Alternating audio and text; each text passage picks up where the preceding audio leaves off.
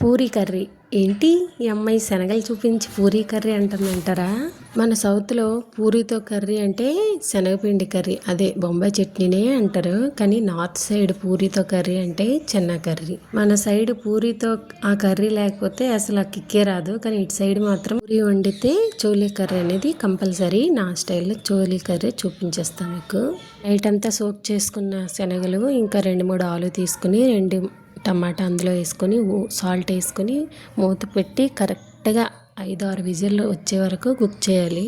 ఇలా ఓపెన్ చేసి నాలా తీయకుండా పర్ఫెక్ట్గా ఏదో ఒక పరికరంతో నీట్గా ఇప్పుడే మెయిన్ పార్ట్ తాలింపు వేసుకోవాలి. తాలింపుకి కావాల్సిన ఐటమ్స్ ఏమో చూసేద్దాం. నార్మల్గా మనం డైలీ పెట్టుకున్నట్టే పెట్టుకోవాలి. దీనికి వచ్చేసి దాల్చిన చెక్క, ఇంకా బిర్యానీ ఆకు పడుతుందండి. చక్కగా తాలింపు వేసుకొని ఇంకా టమాటాలు అవన్నీ వేసుకొని చక్కగా బాయిల్ చేసుకుంటే అదే కర్రీ చాలా అంటే చాలా టేస్టీగా ఉంటుంది పూరితో.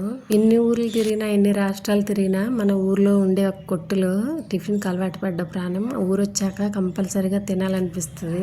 అలా మా ఊర్లో కూడా నేను ఎన్నిసార్లు బయటకు వచ్చినా వెళ్ళిన రోజే తెప్పించుకుని తింటాను. నాకు అంత ఇష్టము.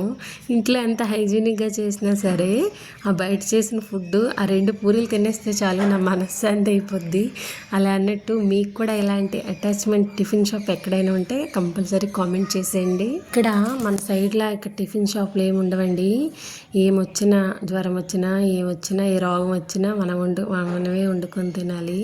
ఎవరు ఇచ్చిన వాళ్ళు కూడా ఉండరు కాబట్టి చక్కగా వీలైనంత వరకు వండుకోవడానికి ప్రయారిటీ ఇస్తాము. అందుకే హెల్తీగా ఉంటాము.